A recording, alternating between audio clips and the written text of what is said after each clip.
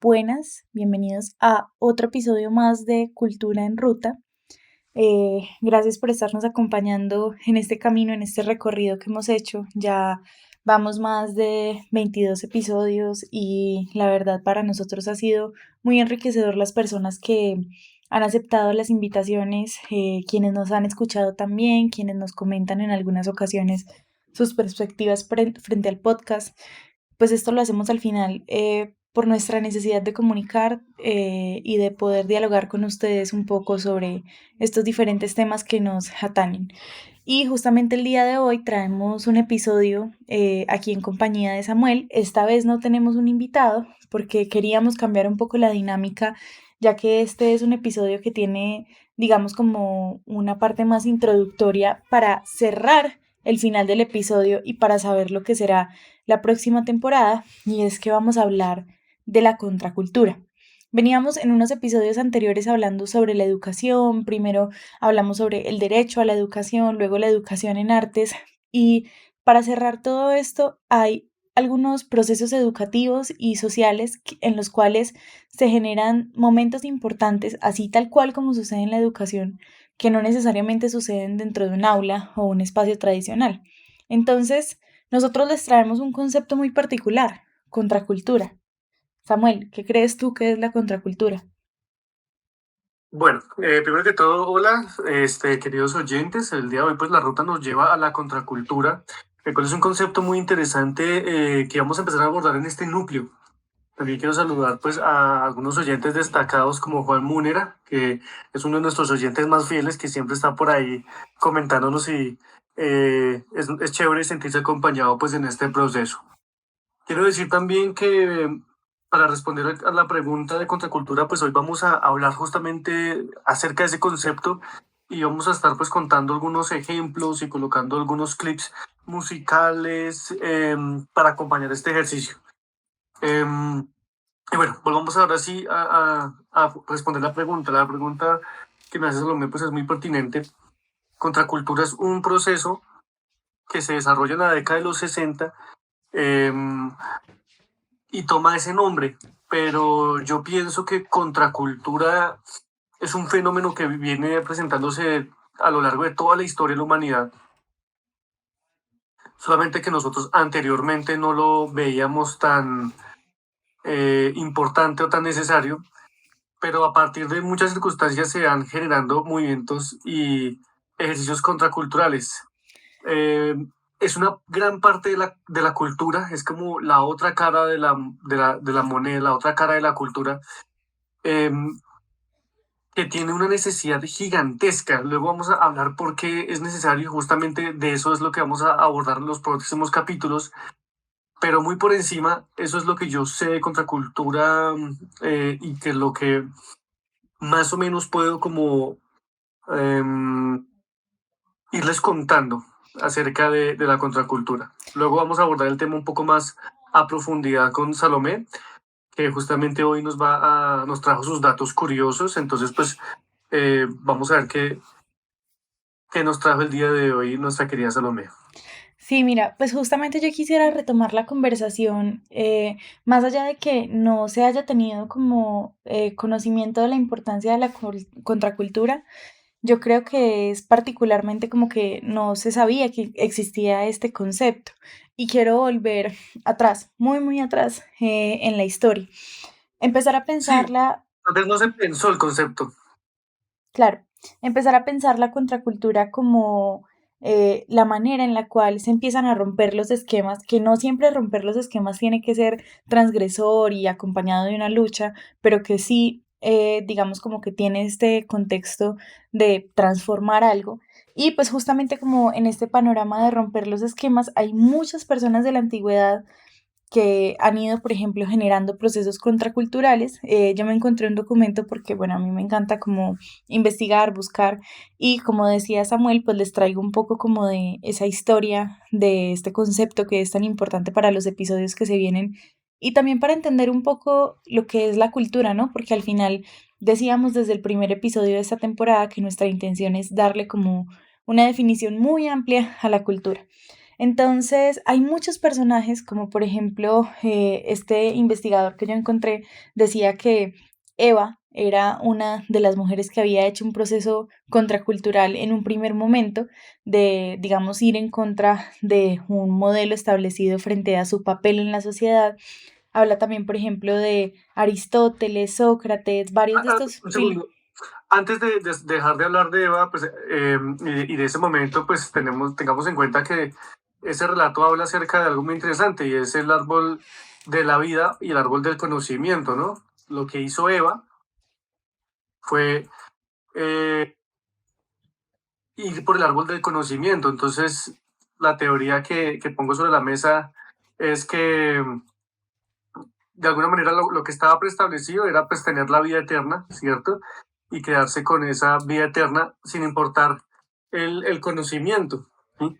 Y quedarse sin conocimiento. Entonces, pues Eva lo que decide es algo muy particular y es que en vez de tener la vida eterna, como los ángeles que solamente comen del árbol de la vida, Eva decidió comer del árbol del conocimiento.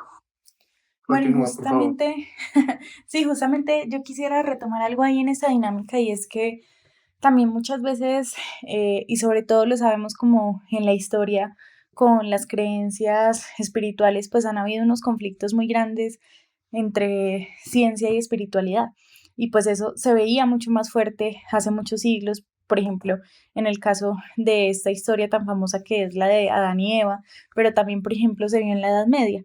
Entonces, hay muchos procesos también que yo creo que hay que agradecerle a estos movimientos contraculturales o a las personas que hacen una contracultura, así sea en un nivel pequeño, terminan aportándole a lo que pasa con nosotros hoy.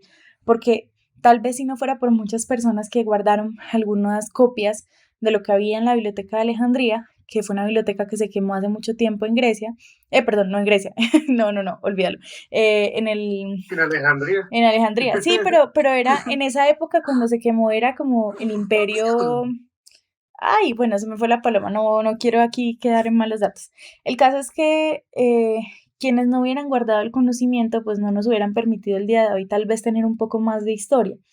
Y una de las cosas chéveres de la contracultura, pues es resignificarla también en la actualidad, pero ya hablaremos de eso mucho más adelante, ¿cierto, Samu? Sí, vamos a hablar también de esas pequeñas resistencias que precisamente se hacen y desarrollan y proponen cambios. Esas pequeñas resistencias son las que terminan dándole la vuelta a la torta, como se suele decir, y es ahí cuando aparecen los movimientos, las vanguardias, las revoluciones, Exacto. Y cuando es necesario un cambio. exactamente. Bueno, pero volviendo entonces a la lección de historia, entre comillas, que les traigo el día de hoy. Dicen que también, por ejemplo, Sócrates era una de las personas que hacía, digamos, propuestas contraculturales por su manera de empezar a ver el mundo, entender el mundo no como nosotros desde quiénes somos los principales y el centro del universo, sino que entender que el universo iba más allá. Y pues todo esto nos ha aportado un montón en el conocimiento actual de las estrellas, de la astronomía, es completamente interesante. También digamos como este investigador que encontré hablaba de Jean-Paul Sartre, Eric Fromm, que es uno de mis autores favoritos, que hizo un libro que ha sido como clave en, digamos como en temas de, bueno, como sociales para poder entender el mundo que se llama El miedo a la libertad. Hablar de conceptos que uno a veces no cree tan importantes como la libertad, el género, pero que las personas que han estado digamos, como ligadas a la contracultura y que en particular han hecho movimientos contraculturales, pues empiezan a destacar estos conceptos que son claves para entender quiénes somos como sociedad. Hablaba también de Sigmund Freud, de este gran psicólogo que es el padre de la psicología, que empieza a pensar en esa relación entre la mente y el cuerpo. Luego habla de el poder de la imaginación, porque también entendemos que en la historia pasa algo y es que pues la imaginación no era algo importante hasta un momento y luego hay un montón de personas que van interviniendo y que nos van mostrando que la imaginación es algo clave para poder ser, digamos, como una sociedad que tiene mucha más amplitud a nivel mental. Y pues lo estamos diciendo hoy, que tal vez en este momento histórico tenemos muchas más oportunidades de hablar y ser partícipes, pues como en estos diferentes espacios. Entonces es muy interesante cómo uno ve y digamos si uno empieza a pensar en términos contraculturales, empieza a entender pues que justamente todas las personas que han hecho un cambio y han propuesto algo nuevo, tal vez no siempre desde las revoluciones, pues nos están proponiendo contracultura. Y bueno, yo quisiera mencionar algo que considero que es muy importante y es cuando empieza este concepto a tener como más presencia, ¿no? Porque ahorita hablábamos con Samuel un poco, pues de que no era un concepto tan reconocido a pesar de que siempre ha estado presente en la historia. Y es, en los años 60 hay un movimiento completamente interesante que, pues cuando estaba investigando este tema, encontré eh, muchas relaciones con uno de mis artistas favoritos que se llama Jonas Mekas, muy recomendado para que lo busquen, él es como el padre del videoarte y del cine contemporáneo. Y eh, este artista y otros más como Andy Warhol, Basquiat, Carol Schumann, pues en particular en el contexto de Estados Unidos, estaban viviendo en un momento, y también en la música, en el teatro, en la danza, había muchos artistas que estaban viviendo un momento sumamente complejo que era después de la Segunda Guerra Mundial, en donde empieza a migrar muchísima gente a Estados Unidos, en particular Nueva York, que se vuelve como esta ciudad de todos, y que además de esto, pues Estados Unidos se involucra en la guerra de Vietnam, entonces empiezan unos movimientos muy fuertes de los artistas en donde empiezan a hacer acciones contraculturales, aquí sí con protestas, salidas a la calle, no solamente de los artistas, de todo el mundo, pero digamos que en el arte hay como una cosa muy fuerte y era mostrar realmente como lo terrible que se estaba volviendo el mundo, y pues marcar como nuevas tendencias y cambios como en las aspiraciones de esa sociedad que ya no creía, que esa sociedad que estaba triste, que estaba lastimada. Entonces, para los años 60 pues esto empieza a pasar en Estados Unidos y luego se replica por diferentes países, porque además los años 60 son una época que fue dura en el mundo, porque además el momento posguerra pues es un momento también para entender realmente como el dolor humano y pues como de alguna manera eh, era importante abordar de forma cultural esto que estaba sucediendo, porque pues si no se iban a quedar allí estancados y pues de nada servía, por ejemplo, el arte clásico y la pintura perfeccionista del Renacimiento en una época en la cual pues no había como mayor inspiración que lograr vivir otro día más, que poder encontrar una nueva razón por la cual vivir luego de que el mundo había decepcionado tanto a la gente. Entonces, es tremendo cómo nace este concepto. Sí, la contracultura pues es un concepto que precisamente es una resistencia a, a la guerra de Vietnam, a todas aquellas circunstancias que se estaban presentando en el mundo, el decir no más guerras, el recordar lo que ocurrió con la Segunda Guerra Mundial, que nadie creía que fuese a ocurrir la Segunda Guerra Mundial porque por Dios, acababa de terminar la primera y era ridículo, era absurdo que alguien siquiera quisiera volver a esas circunstancias, a que los hombres y mujeres terminaran quemados con gases, la que fue considerada la guerra, una guerra eterna porque eh, no había mucho avance en el frente de batalla debido a que se convirtió en una guerra de trincheras. Y todo eso pues hizo que nuevamente se empezara a temerle a una tercera guerra mundial, a una guerra fría que y por eso pues surge una guerra fría, pero es precisamente ese temor a las guerras, esas circunstancias que se presentan, que provocan que se diga ya no más guerras, que se generen cosas como los tratados. Hay un tratado muy especial que justamente hoy me parecía muy chévere, que justamente leí hoy acerca de ese tratado, y es que no está permitido poner armas en el cielo, es decir, los satélites no pueden ir armados, ¿sí? Porque se supone que el cielo no es de nadie, así como las aguas internacionales no son de nadie, lo mismo pasa con el cielo. En el cielo está prohibido poner armas, eh, precisamente por lo peligroso que puede ser y por lo sagrado que es, porque pues en cualquier momento el que domina el cielo puede atacar este, a los otros y eso genera cierta presión política. Y todo eso pues es gracias a los movimientos contraculturales, la aparición de ejercicios como Woodstock, las canciones de Jimi Hendrix, cada pequeña resistencia que se hizo en Estados Unidos, en Argentina, en Uruguay, en Chile, porque no fue solamente algo que ocurría en Estados Unidos, ahí fue donde se definió el concepto, pero a lo largo de todo el planeta en ese momento están ocurriendo pequeñas resistencias. En Latinoamérica habían dictaduras, en África también estaban ocurriendo cosas espantosas con respecto a que los recursos. Muchos países estaban en esos procesos de formarse como nación. Entonces es un crecimiento impresionante lo que empieza a desarrollarse alrededor de este concepto. Sin embargo, como decíamos, anteriormente ya habían ejercicios contraculturales. Exactamente. Y yo quisiera hacer ahí como una anotación que me parece importante y es bueno, como decir qué es el concepto, ¿no? Porque venimos dando ejemplos y hablando un poco. Entonces voy a decirles como definición general, así tipo Google, que es como la contracultura son valores, tendencias y formas sociales opuestas a las establecidas en una sociedad. Pero además yo encontré una definición que me gusta mucho, que creo que yo me voy un poco más por esa en términos de gustos, y es la contracultura en general puede tener dos sentidos.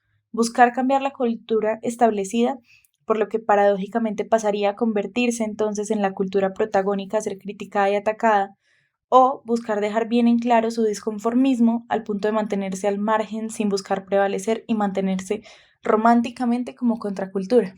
Sabemos que, y lo hablábamos en un episodio anterior que teníamos con Cristian Torres, pues digamos que no siempre el arte es transgresor, no siempre el arte es transformador, también muchas veces el arte y la cultura se encargan de reivindicar ciertas posturas políticas, sociales, que han estado fuertemente arraigadas en la sociedad. Y pues lo hemos visto como en muchos momentos de la historia, en particular en la historia latinoamericana, que es una historia pues como bastante tradicionalista en las costumbres. Yo quisiera, si Samuel me lo permite en este momento, si le parece que sería una dinámica Claro, chévere, claro. y es que, pues yo les hablaba ahorita de Jonas Mekas, que es que en serio es un artista muy impresionante. Les recomiendo que busquen un video de él porque yo creo que una de las formas más hermosas de ver el alma del arte es el tipo de trabajos como el que él hace. Entonces, yo tengo este libro, porque les había comentado ahorita, que él comienza en los años 60 y en 1958 él escribe uno de los textos que hace parte del libro que se llama En defensa de la perversión. Quisieras leérselos, realmente es muy corto y pues me parece que es una dinámica chévere también como ahorita que estamos hablando de contracultura, él nos plantea algo muy interesante allí. Entonces, Samuel, ¿qué opinas? ¿Lo leo? Claro que sí, es chévere que haya dinámicas como estas porque también es bueno ver otras miradas, siempre nos permitimos escuchar a los otros, nosotros no conocemos, o yo por lo menos creo que es muy importante no creerse que uno tiene el conocimiento absoluto y cada vez que hay un referente, cada vez que hay una idea nueva, siempre bienvenida en Cultural Ruta, claro que sí. Bueno, dice así, En defensa de la perversión, 21 de noviembre de 1958. En una sociedad bastarda, estandarizada, conformista y enferma, la perversión es una fuerza de liberación. Los profesores, guardianes de la moral, la consideran horrible y degradante, pero es una gota del Espíritu Santo, un rayo de salvación. Hay que dar en la tecla. Llegó el momento en el que la sabiduría silenciosa y la verdad actúan a través de la anarquía, la exageración y la negación. Cuando el inconsciente, en protesta orgánica contra las tendencias deshumanizantes, germina, estalla y escupe su veneno. Los jóvenes iracundos no son necesarios por presentar una nueva filosofía. No. Serán otros quienes la creen en su debido momento. Su función es destruir. Están aquí contra su voluntad, para acabar con la rancia vanidad de su tiempo. Son el inconsciente de nuestra época. La generación beat e iracunda es una forma de protesta. No todos los que forman parte de esta generación están enojados o derrotados. Las generaciones reciben sus nombres a partir de unas pocas personas que expresan el ánimo colectivo del modo más evidente. El inconsciente total de su generación Los impulsa a pronunciarse, a gritar, a reclamar, a revelar sus verdades, sospechas, esperanzas, soledades, advertencias y profecías. Son las verdaderas voces de sus generaciones. Son voces sensibles, son perversas, no son normales. La normalidad es conformista. Su principal preocupación es el dinero. Está muerta, moldada por Duke y Mamie Eisenhower. Está asociada a la modernización. No huele a nada. Ser beat hoy es ser anormal, es ir contra la normalidad y el conformismo.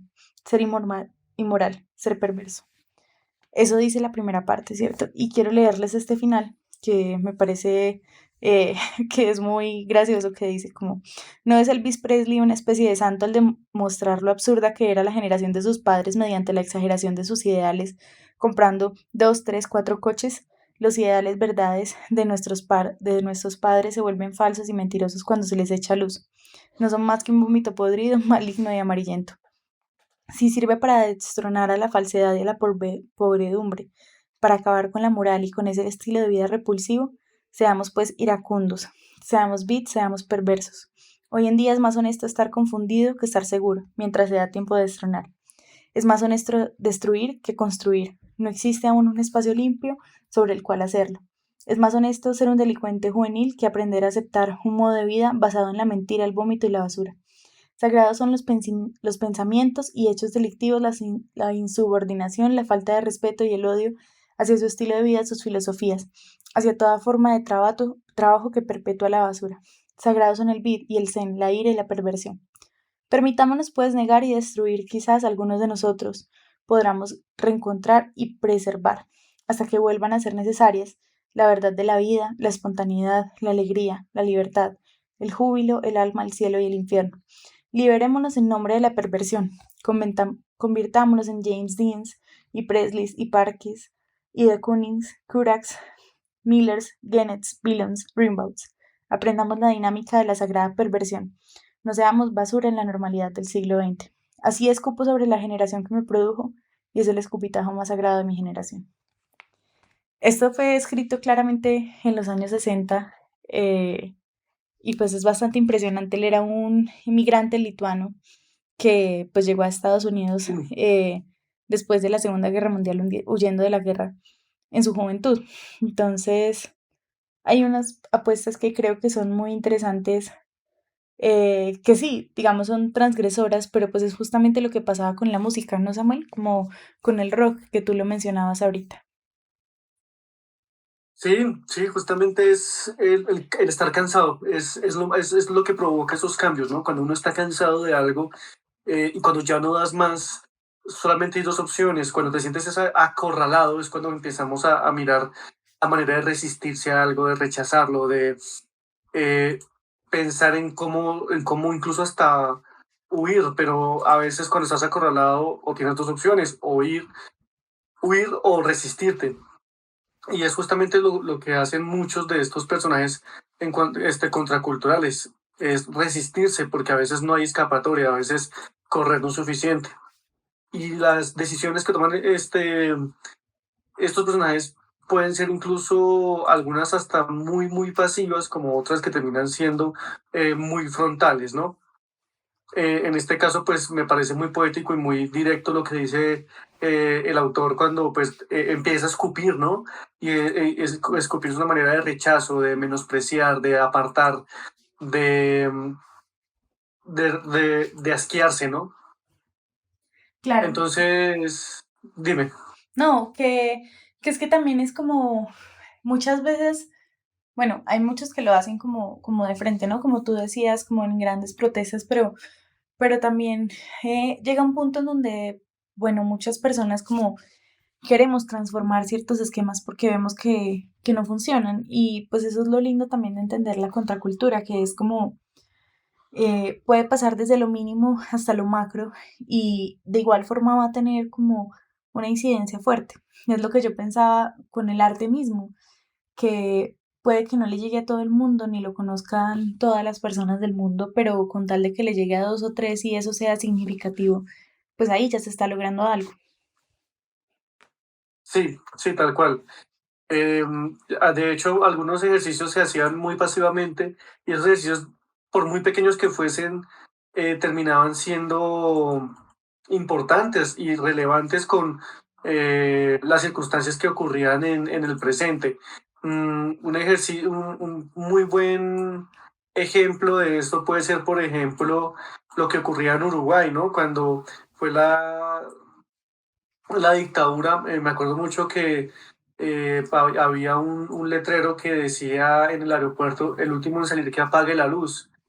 Y pues me recuerda precisamente lo que ocurre hoy en día con Venezuela, lo que está empezando a pasar con Argentina, con Ucrania, cómo pues se empiezan a, las circunstancias del contexto de las vidas de las personas, pues, hacen que la gente tenga que salir de sus hogares y estos pequeños gestos, como el último salir que apague la luz, termina siendo un ejercicio de resistencia, ¿no? Sabiendo que, por ejemplo, Uruguay era un país que nada más tenía 4 millones de habitantes y llegó a estar, y llegaron a tener, pues, 2 millones de, de migrantes, es decir, que la mitad del país se estaba yendo. Por esa razón, pues, era eh, muy curioso y muy bien pues pensado a la hora de expresarlo, ¿no? El último en salir que apague la luz porque pues el país estaba quedando vacío, la gente estaba abandonando su tierra, como ocurre por ejemplo hoy en día con países como Ucrania, que pues los ucranianos están llegando a España, a Europa, a Italia, a buscar maneras de sobrevivir y justamente ocurre también aquí eh, con Venezuela, Argentina también está empezando a presentarse este fenómeno debido a la inflación. Entonces son pequeñas resistencias como por ejemplo la de Víctor Jara con sus canciones que parecían canciones de amor en la radio, pero en realidad eran canciones que contaban o que de alguna manera narraban lo que estaba ocurriendo durante la dictadura, ¿no? Entonces, por ejemplo, es muy especial escuchar el Te recuerdo Amanda, ¿sí? Las calles mojadas y la sonrisa ancha, eh, porque ibas a encontrarte con él, ¿no? Pero aunque parecía una canción de amor, pues habla de cuando él se fue a la sierra y que nunca volvió. Y ese él era pues aquel amado que tenía Amanda, y justamente pues ese pequeño gesto narraba lo que pasaba de los desaparecidos. Rubén Blades es otro personaje que admiro y que ocurre también cuando él habla acerca de los desaparecidos y de las desapariciones que estaban ocurriendo. Él lo hace mucho más frontal y se permite pues preguntarse cómo se le habla al desaparecido y darse cuenta que al desaparecido se le habla eh, con la voz apretando por dentro, si no estoy mal. De todas formas, yo colocaré uno que otro fragmento de esas canciones por acá, seguramente ya estarán sonando, porque son justamente desde la música que se empieza como a generar estas expresiones, pero también es muy fuerte los movimientos plásticos como lo que hace hoy en día, por ejemplo, Bansky, que nos recuerda también a Basquiat y a los personajes que estaban en los 60, ¿no? Bansky, pues, por ejemplo, con sus obras que incluso hoy en día es capaz de hacer que la gente se vuelva millonaria o rica, porque hay gente que ha tenido la suerte o la fortuna de que Bansky les grafiteó la pared de la casa y hoy en día tienen una obra millonaria, ¿no? Y pues, ¿quién es Bansky? Pues no sabemos quién es Bansky. Es un artista que, para ser honesto, eh, dentro de su forma de ver y de pensar, hace un ejercicio pues muy contracultural al mantener su identidad completamente secreta. Es como si fuese sería el superhéroe de los artistas, ¿no? Claro que sí. Y pues bueno, eso es trayéndolo también como a un contexto contemporáneo que me parece súper importante. Me gusta que hayas mencionado a Rubén Blades y que haya sonado un poco porque eh, todos estos, bueno, como en el tema de la cultura, digamos que sí, estuvo este movimiento en los años 60 en Nueva York, pero pues nosotros hoy estamos grabando este podcast y hablando desde Colombia, desde Latinoamérica, que yo creo que para mí es una postura importante, ya como en términos más personales, siempre pararme como desde ese lugar del cual yo vengo, de lo que soy, porque pues yo soy mujer, soy colombiana, soy latinoamericana, y pues yo presiento y veo la contracultura de unas maneras muy interesantes actualmente, porque si bien hay como muchas acciones a nivel cultural que se están haciendo, no solamente en el país, sino también por fuera, como para mantener y prolongar ciertos gobiernos o ciertas cosas. Creo que últimamente esto es un tema que podríamos analizar más profundamente en otro episodio, pero últimamente ha pasado como un fenómeno de que el arte se ha vuelto una forma de hacer política muy fuerte. Y es que pues es algo que toca hablar también en este momento, y es que la contracultura pues está profundamente ligada con la política, la cultura está ligada con la política, el arte es político, que lo hablábamos con Samuel cuando estábamos planeando este episodio.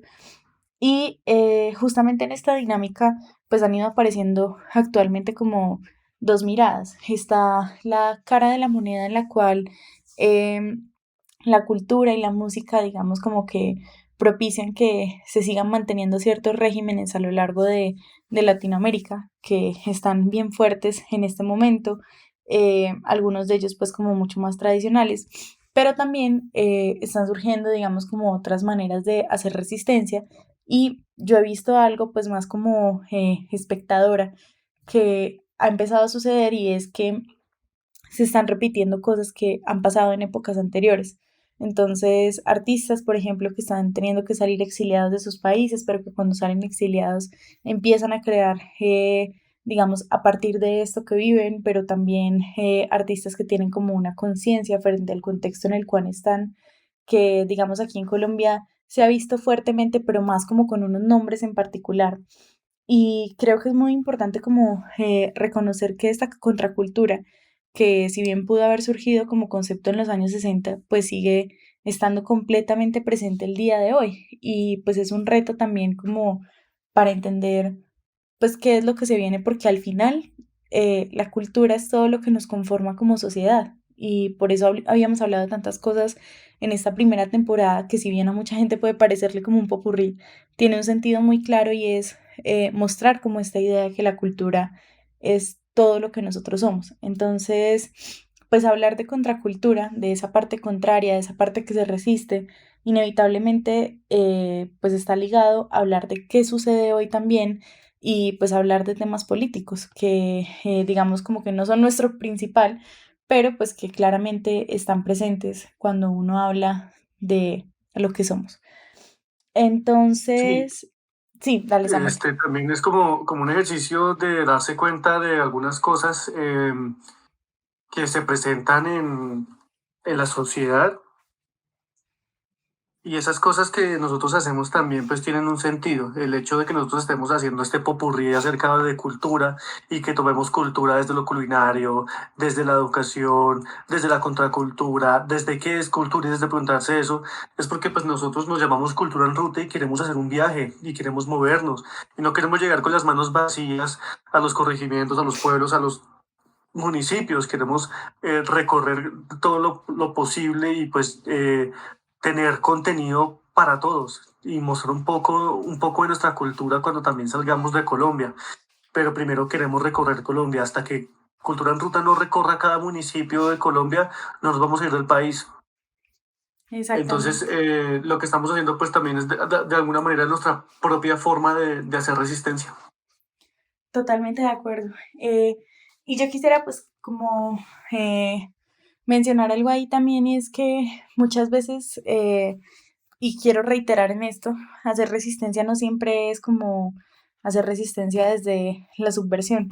Muchas veces parte de esas pequeñas acciones, parte de esos docentes que, por ejemplo, en el aula deciden hacer las cosas de una manera diferente, que deciden transformar las maneras de educar Mm. para poder construir nuevos espacios.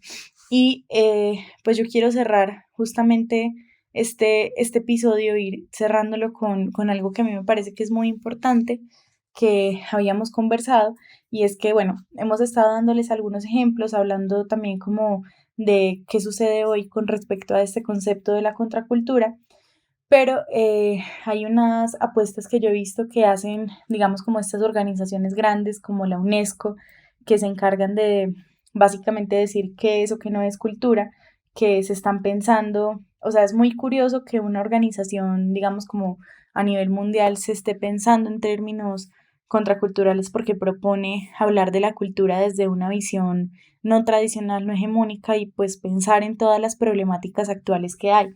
Entonces yo le quería contar a ustedes, oyentes, un poco pues en qué se está pensando también en la cultura a nivel internacional. Si bien sabemos que esto no es generalizado y que pues cada país y lugar y ciudad y incluso institución más pequeña tiene sus características específicas, pues hay unos intereses grandes por parte de la UNESCO que a mí me parecen muy interesantes, que para quien le interese el tema, hace poco sacaron un documento que se llama como Indicadores de Cultura del 2030, que son lo que ellos quieren como promover en torno a la cultura a nivel internacional. Y pues en medio de esto están los siguientes temas. Están hablando, por ejemplo, de proteger la cultura en situación de crisis, entonces hablar de países donde hay conflictos armados, donde hay situaciones de emergencia, cómo reducir, por ejemplo, los riesgos de perder espacios culturales importantes por las catástrofes naturales, todo el tema de tráfico de bienes ilícitos, de lo que está pasando ahorita, por ejemplo, de que varios museos que están en Europa tengan que devolver a Latinoamérica las colecciones que pues en algún momento se llevaron de acá. Revivir, por ejemplo, ciertos espíritus culturales, mantener y, digamos, como prolongar el conocimiento que es tan importante. Están adaptando, por ejemplo, la visión de la cultura a los retos actuales, como el desarrollo sostenible, el cambio climático, la biodiversidad, la educación, el sur global, que es todo lo que conforma Latinoamérica, Asia, perdón, sí, una parte de Asia y África. Hablar, por ejemplo, de la preservación del patrimonio, lo importante que es preservar el patrimonio hoy, cuando en muchos lugares pues el patrimonio se está perdiendo o no se da como por valorado. Hablar, por ejemplo, también de la cultura como eso que permite abordar temas como el género, la raza, todo esto que ha sido tan problemático durante mucho tiempo, pues ellos lo han venido trabajando en estos indicadores de cultura que igual sí tienen pequeñas transformaciones.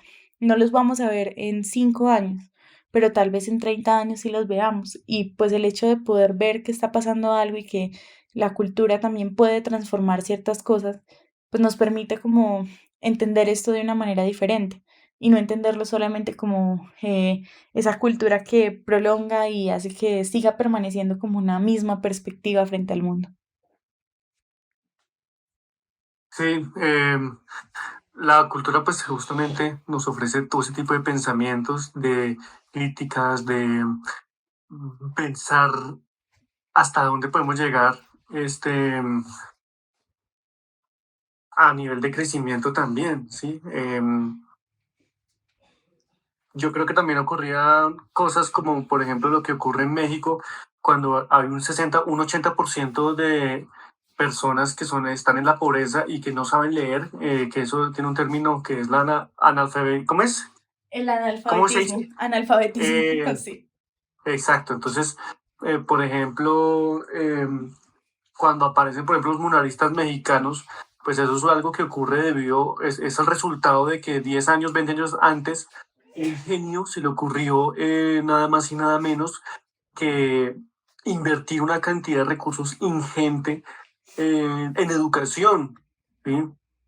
Que Totalmente. aunque la Revolución Mexicana no ganó, debido pues a que Emiliano Zapata pues muere, lo que sí gana es la educación, quien gana es el pueblo porque finalmente se permiten aprender cosas nuevas, generar oportunidades de empleo, de trabajo, que hoy en día volvemos a encontrar esos factores que se empiezan a encontrar nuevamente y que tristemente se vuelven a ver en en los diferentes espacios eh, y en los diferentes lugares, nuevamente pobreza y ese tipo de cosas y la pérdida un poco de esas necesidades, ¿no? Pero también es importante pues pensar el hasta cuándo, ¿no? ¿Cuándo nos vamos a cansar de estas situaciones? Justamente eh, el día en que se grabó este programa, se fallece una niña de la Universidad Javeriana, ¿sí? Y por mucho escándalo que se haya hecho y mucho que se haya hablado acerca de estas circunstancias, pues hasta cuándo hay que aguardar para poderse pronunciar, hasta que alguien pierda la vida. ¿Es necesario esto o vamos a denunciar los abusos, las circunstancias cuando hay que hacerlas? ¿Sí? A veces es necesario que se llene la copa, pero cuando se cobran vidas, ¿es necesario esperar hasta eso? Y muchas veces uno recibe siempre ese típico consejo, ¿no? No, usted aguántese porque usted lo que necesita es coger experiencia, ¿sí? Pero llevas desde hace 15 años trabajando, buscando posibilidades, aprendiendo, estudiando, para que luego te ganes un salario mínimo, luego de haber luchado, batallado, sacar un título profesional, haber batallado de todo para que finalmente termines en unas condiciones laborales paupérrimas, porque pues no hay otra manera de decirlo, en el cual pues se abusa de las personas porque recién están empezando, y es justamente lo que le ocurre a esta niña, y pues es algo también que ocurre con la contracultura. La contracultura se da porque la gente se cansa, que aburre de circunstancias en el cual ya no hay manera de, de que sea sustentable, que sea posible y que ya no queremos que se repita. Entonces, es lo que yo quería mencionar también el día de hoy, como permitirme incluso hasta desahogarme, porque también es cansón y es aburrido estar batallando para conseguir un empleo, eh, y que siempre ocurren estas circunstancias que terminan siendo tristes y abrumadoras al mismo tiempo, y que a veces la gente te dirá, no, hay que hacerse como de cuero duro y resistir, pero es que no siempre se trata de resistir en las peores condiciones. A veces sobrevivir no es vivir. Totalmente de acuerdo con eso que nos dice Samuel. Yo quisiera pasar, si se puede ya en este momento, a las reflexiones de Salomé, aunque he venido como aquí haciendo reflexión todo este episodio que lo he estado dirigiendo un poco más yo, pero quisiera que cerráramos con algo y bueno, realmente son como dos cosas que creo que le van a dar mucho sentido como a los episodios anteriores y a los que se vienen. Y es, bueno, la cultura da forma a los individuos, a las sociedades y fomenta unidad a través de valores y tradiciones compartidos, ¿no? Esa es como la definición general en términos más técnicos. Pero hay algo que traía Samuel a colación y que es la razón por la cual se está haciendo este episodio en este momento de la temporada y es la educación. Realmente entre la educación y la cultura hay una unión tan fuerte, que pues uno no se espera que sea así. Eh, Hay algo que a mí me parece muy importante y es como lo que pasa con la educación cultural aquí en Colombia, que ya lo habíamos hablado en otros momentos, pues lo habíamos hablado desde las artes, pero en realidad es como desde la perspectiva que se tiene en torno a la cultura, que si bien se han hecho avances, pues siguen estando muy atrás. Y también que de alguna manera, pues hay como unas microrevoluciones que suceden a través de medios culturales que son totalmente claves para lo que sucede, por ejemplo, en temas educativos. Una cosa no se desliga de la otra, van apoyadas entre sí. De alguna manera, la educación y la cultura tienen un propósito similar que es el comunicar y el enseñar o el mostrar algo y querer que la otra persona de alguna forma lo entienda. Y yo creo que esto es completamente clave en este momento cuando hablamos de contracultura, porque también hay muchos momentos en la educación en los cuales se necesitan estos espacios contraculturales, estas apuestas por la contracultura. Y pues justamente hay lugares donde han venido pasando y se han ido adelantando cosas y pues han permitido que la educación ya hoy no sea como conductivista, que era esta educación en donde pegaban con la regla en la mano cuando no entendías algo, sino que sea una educación que también permitan que se den otras cosas, que se entienda la formación integral del ser humano, que es tan importante y que pues las artes nos permiten comprender. Y mi reflexión hoy va hacia el hecho de que pues hemos venido hablando en Cultura en Ruta de esa construcción de lo que es la cultura, justamente en una intención porque ustedes oyentes, donde sea que nos estén escuchando, cual sea el conocimiento que ustedes tengan, su formación, sus intereses en la vida, puedan sentir un interés frente a lo que es la cultura, frente a cuestionarse, frente a buscar como nuevas visiones del mundo, porque pues esto es completamente clave para que nosotros podamos realmente ir más allá y no quedarnos en esa zona de confort que nos propone el mundo, ser contraculturales y poder entender la vida de una manera distinta. Entonces, sin más, y no sé si Samuel tenga un comentario que quiera hacer antes de que cerremos el programa. Sí, pues yo justamente hablaba de aquellos héroes que de alguna manera fueron parte de la contracultura, y que también ocurre con los héroes de ficticios o reales, ¿sí? A veces ser héroe no significa tener los poderes y no siempre eh, es hacer lo correcto, a veces es hacer lo necesario. ¿Sí? Hay algunos héroes que pues entienden que tener un gran poder es una gran responsabilidad. También hay otros que están dispuestos a sacrificarlo todo por las cuestiones y por lo que creen y por aquellas cosas que creen que son correctas. Siempre creo que y he creído que la gente que tiene buenas intenciones es gente buena, eh, porque la gente que pues tiene malas intenciones y que hace algo a sabiendas de que está mal, eh, pues es la gente que realmente tiene maldad en su corazón. Y aunque suene cruel, es mi forma de ver el mundo, ¿no? Y, ¿Y por qué lo menciono? Pues bueno, hoy en día también ocurre con los héroes, ¿no? Aunque es una manera más optimista de verlo, los héroes a veces se sacrifican y lo dan todo. Y no estoy hablando de los héroes de los cómics, sino pues incluso hasta de los padres, ¿no? Y ayer me llevó a una reflexión muy interesante cuando veía a aquellos padres que hacían todo lo necesario para que sus hijos sean felices y pensaba también en los míos, ¿no? Como a veces incluso, aunque los padres de uno no estén de acuerdo, sacrifican su propia felicidad y su tranquilidad con tal de que uno sea feliz. Y es muy curioso verlo, sentirlo y vivirlo, precisamente porque eh, a veces uno no se da cuenta de esas pequeñas cosas y esos pequeños sacrificios que se hacen a diario. Entonces, pues también a veces tener sus ojos atentos también para agradecer, para disfrutar, para aprender.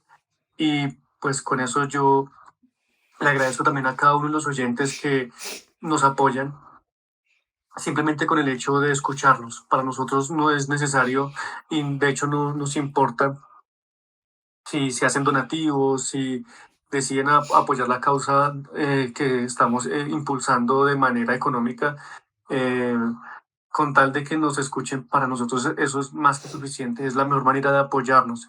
Si alguien quiere de alguna manera empujarnos en la ruta con un aporte, alguna cosa, pues ya saben que nosotros contamos con un Patreon, y que se pueden comunicar con nosotros también a través de Instagram.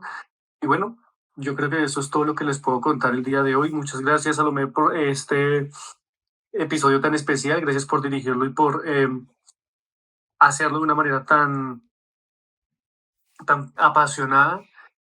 Y bueno, hasta luego, queridos oyentes. Nos vemos en la ruta en un próximo episodio.